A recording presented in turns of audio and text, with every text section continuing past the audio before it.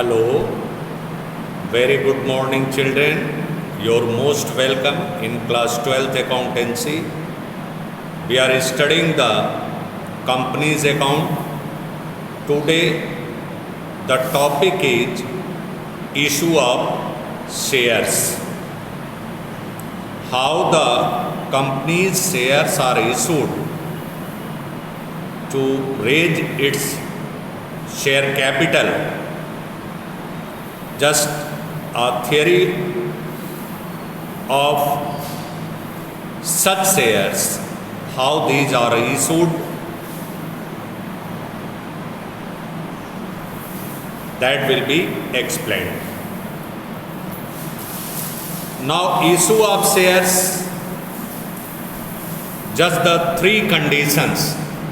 The share can be issued by a company on three terms and conditions.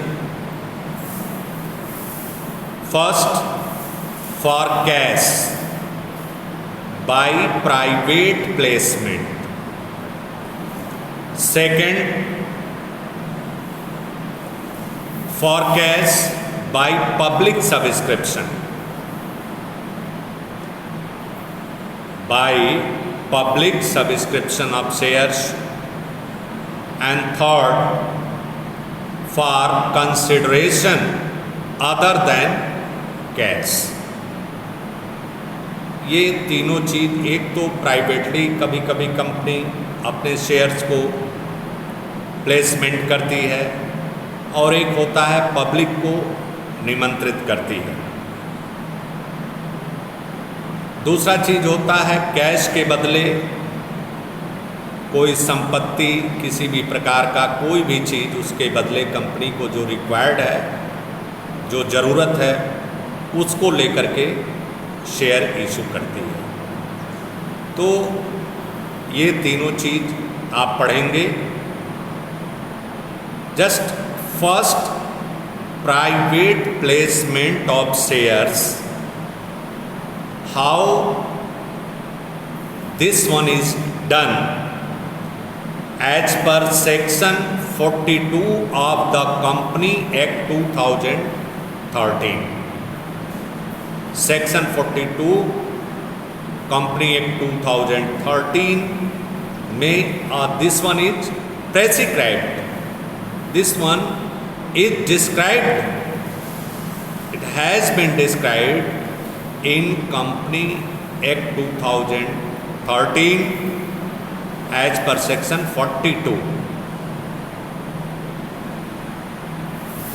A company may issue shares on private placement. Private placement basis also. Sometimes the promoters of a public company are confident of raising capital through private sources and contacts. They are able to raise the share capital of the company by placing the shares privately. In such case, the company does not invite the public to subscribe for its shares, but make private placement of shares to promoters, their friends, relatives, shareholders of group of companies, mutual funds, NRI, non-resident Indians, financial institutions, for example, Life Insurance Corporation of India, Unit Trust of India, Industrial Credit and investment corporation of India etcetera. बहुत सारी ऐसी कंपनियां हैं जिनको ये private, इसमें private placement में share जो इशू किए जाते हैं कंपनी के बेटा, वो जो है कुछ प्राइवेट कंपनी अपने मित्रों को, कुछ अदर कंपनी को, जिनसे वो सामर्थ्य है कि वो कैपिटल जो है अपना शेयर कैपिटल रेज कर सकती है, तो ऐसे लोगों को, मतलब इसमें पब्लिक को ऑफर नहीं किया जाता। पब्लिक जो है इसको, पब्लिक को इनवाइट नहीं किया जाता है शेयर, पब्लिक इसमें इन्वॉल्व नहीं होती है जनरल रूप से। जो बड़ी बड़ी कंपनियां हैं, कॉरपोरेशंस हैं, उनसे अपने फंड को रेज करते हैं प्राइवेट प्लेसमेंट करके। When the shares are not offered to the public, the company need not issue the prospectus। जब पब्लिक को नहीं इनवाइट किया जाता है, पब्लिक में नहीं डाला जाता है, तो कंपनी को प्रॉस्पेक्टस इशू करने की ज़रूरत नहीं पड़ती है। Instead of issuing a prospectus, the promoters are required to prepare a draft prospectus known as statement in lieu of prospectus। इसे कहा जाता है statement in lieu of prospectus. जब प्राइवेट प्लेसमेंट होता है तब इस तरह का प्रॉस्पेक्टस होता है। और बेटा ये prospectus and must file it with the registrar at least 3 days before the first allotment of either shares or debenture।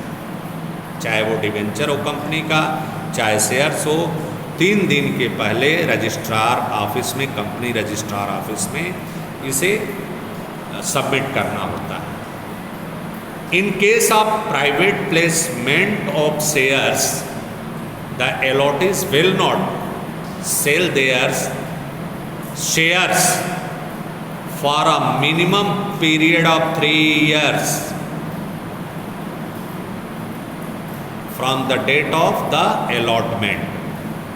When the share is allotted, the shareholders of private placement are restricted to sell their share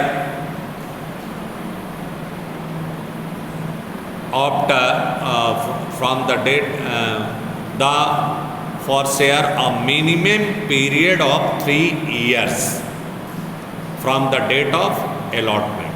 This one is the minimum period, मतलब 3 साल के अंदर within 3 year कोई भी company उस share को open market में नहीं बेच सकती, इसलिए न किसी को ट्रांसफ़र कर सकती है। This one is called the lock in period. इसी को लॉक इन पीरियड कहा जाता है बेटा, ध्यान रखिएगा। ऐसे ऐसे छोटे एक एक नंबर के क्वेश्चंस पूछे जाते हैं। वो lock in, what do you mean by lock in period? When the shares are issued privately to the private placement is given, just the shareholders cannot sell their shares minimum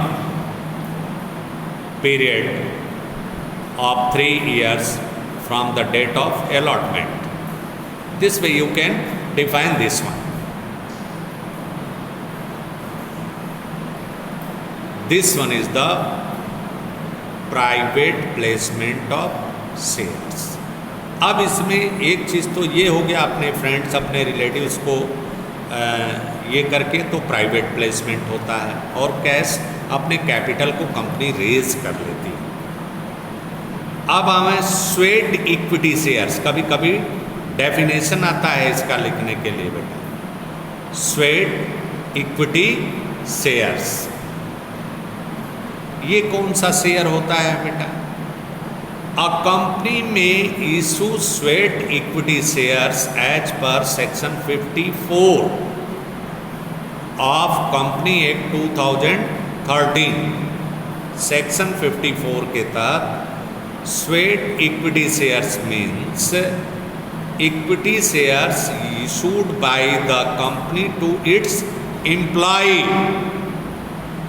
or directors at a discount or for consideration other than cash for providing no how or making available intellectual property rights.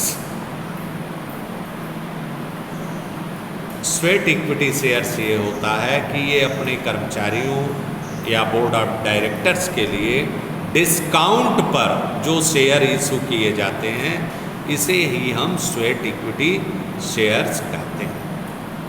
Such share can not be sold resold by their holders within a period of 3 years called lock in period.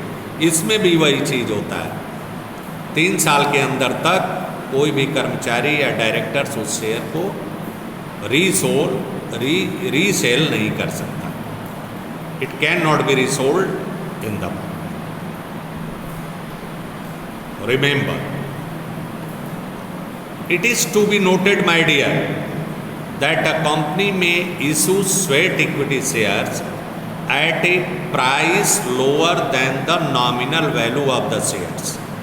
जो उसका मान लीजिए 100 रुपये का share है तो उससे कम में ही स्वेट इक्विटी शेयर इशू किया जाता है, और वो कर्मचारियों कंपनी के एम्प्लॉय के लिए होता है या उसके डायरेक्टर्स के लिए। तो the entries for issue of sweat equity shares are the same as for issue of other equity shares। जैसे जो जनरल एंट्री होती है उसी तरह से होगी जो जनरल रूप में किया जाए। आइए इस पर बहुत ज़्यादा आता है, एक चीज़ और बताते हैं। ESOP imply stock option plan अक्सर 1 नंबर का क्वेश्चन बोर्ड एग्जाम में पूछा जाता है। तो ये सेक्शन 62 है स्वेट इक्विटी शेयर, सेक्शन 54 है, और प्राइवेट प्लेसमेंट ऑफ शेयर्स आपका सेक्शन 42 है कंपनी एक्ट 2013 के तहत। क्या है 62(1)(b)? अ कंपनी में offer shares to its employee stock option plan में क्या है, अंडर ए स्कीम, एक स्कीम बनाती है एक योजना के तहत, scheme of employee stock option by passing a special resolution at the general meeting of the company. जो सालाना जनरल मीटिंग या छमाही तिमाही जो भी कंपनी की होती है उसमें ये पास करती है एक स्पेशल रिजोल्यूशन, एक नियम। इम्प्लाइड स्टॉक ऑप्शंस में means the option right and not an obligation, केवल अधिकार, not an obligation, given to the whole time directors, जो परमानेंट डायरेक्टर्स हैं, officers and implies right to purchase or subscribe at a future date भविष्य में the securities offered by the company at a predetermined price, जो पहले से price सुनिश्चित है, which usually is lower than the market price, साधारणतः और market price से कम। मतलब फ्यूचर में भी चाहे डायरेक्टर हुए, चाहे एम्प्लॉय हुए, प्रमोटर्स हुए, जो कोई भी है वो इस तरह का एम्प्लॉय स्टॉक ऑप्शन प्लान के तहत शेयर्स को कम दाम पर, मार्केट प्राइस से कम दाम पर उसको ले सकता है। द एम्प्लॉयज में और may not exercise the option, ये बाध्यता नहीं है, वो चाहे तो कर सकते हैं, चाहे तो नहीं कर सकते। This is a voluntary scheme on the part of the company to give its employees a sense of belonging. ये कंपनी का प्लान है ताकि उनको ये लगे कि ये कंपनी के परिवार है। Shares allotted under this scheme shall be locked in for a minimum period of 1 year. इस स्कीम के तहत शेयर्स जो है केवल लॉक किए जाते हैं 1 साल, जबकि प्राइवेट प्लेसमेंट में लॉक इन पीरियड 3 इयर्स का होता है। स्वेट इक्विटी शेयर्स में लॉक इन पीरियड 3 इयर्स का होता है, लेकिन से ESOP प्लान के तहत लॉक इन पीरियड 1 साल का होता है from the date of allotment. इन अदर वर्ड्स, शेयर्स इशूड, एक लाइन का है, shares issued under ESOP can not be disposed of within 1 year from the date of allotment, and the shareholders, those who have the sweat equity shares, that their shares cannot be disposed of within 3 years, or private placement shares cannot be disposed of within 3 years, that is the lock-in period. But in ESOP plan, जो imply stock option plan है, उसके तहत shares का lock in period 1 साल का। अब condition for issue of ESOP, किन किन कंडीशन में इस तरह का शेयर्स इशू किया जाता है बेटा। पहला, this shares are of the same class of shares already issued by a company। ये शेयर उसी तरह के होने चाहिए जिस तरह कंपनी इशू कर चुकी है। A special resolution is passed by the company to this effect। एक स्पेशल रिजोल्यूशन जनरल मीटिंग में पास होना चाहिए। The resolution मस्ट इसे specify the number of shares, उसमें होना चाहिए कितना share.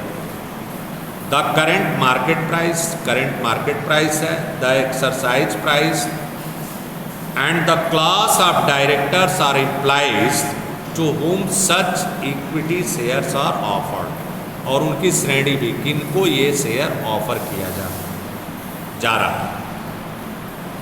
Eight the date of such offer not less than 1 year must have elapsed since the company had commenced business। 1 साल का लॉक इन पीरियड होना चाहिए। The shares must be issued in accordance with SEBI guidelines। SEBI जो guideline देती है उसी के अनुसार इस तरह के शेयर को आप इशू किया जा सकता है। अब पब्लिक सब्सक्रिप्शंस ऑफ शेयर्स हम आपको बताने जा रहे हैं। अभी तो शेयर बाई कैश था आपका, प्राइवेट प्लेसमेंट था, स्वेट इक्विटी शेयर था, ESOP imply stock option plan. अब पब्लिक को, जो आपको बड़े बेहतर ढंग से पढ़ना है, पढ़ना तो सभी को है। अब how many steps are taken to issue the shares to the public when the shares are offered for the public? Now, what are the steps taken into consideration of the company? Just first, to issue prospectus. Second, to receive application. Third, to make allotment, and 4, to make calls. To issue prospectus, prospectus is an invitation to the public to purchase its shares. It describes the profitability, soundness of the business of the company to attract the investing public. It contains the following information. इसमें सारा कुछ company का prospectus में उसकी लाभ कमाने की दशा क्या है, साउंडनेस क्या है, ताकत क्या है, सारा कुछ वर्णित रहता है. Name and address, registered office, name and address of the directors, objects of the company, company का उद्देश्य, risk involved in the issue, consent from SEBI guideline. SEBI guideline ये संस्तुति पत्र. सेबी गाइडलाइंस, सेबी का मतलब होता है securities and exchange board of India. Securities and exchange board of India. Authorized and issued capital of the company and the number of shares now offered for subscription, terms of present issue, dates of opening and closing of the issue, etc. Means everything. And when after reading the prospectus the public applies for shares in the company, तब वो application डालती है company on A prescribed form. एक form भर करके prospectus लेने के बाद लोग उस कंपनी में अपना इन्वेस्ट करते हैं. Each application must accompany the application money which is mentioned in the prospectus, but it should not be less than 25% of the issue price of each shares. ध्यान रहे, जो एप्लीकेशन मनी होती है, जो नॉमिनल वैल्यू शेयर का होता है, उससे कम का 25% से कम नहीं होना चाहिए. और after receiving the application to make allotment of share after the last date of fixed for receipt of application, money expires, the bank sent all application to the company. सारा रिसीव करने के बाद बैंक जो है company को application भेज देता है. The directors of the company cannot proceed to allot shares unless minimum subscription mentioned in the prospectus has been received by the company. वो मिनिमम सब्सक्रिप्शन जब तक नहीं हो जाता है तब तक नहीं किया जा सकता है. Minimum subscription section 39(1) of the Company Act 2013 provides that a company can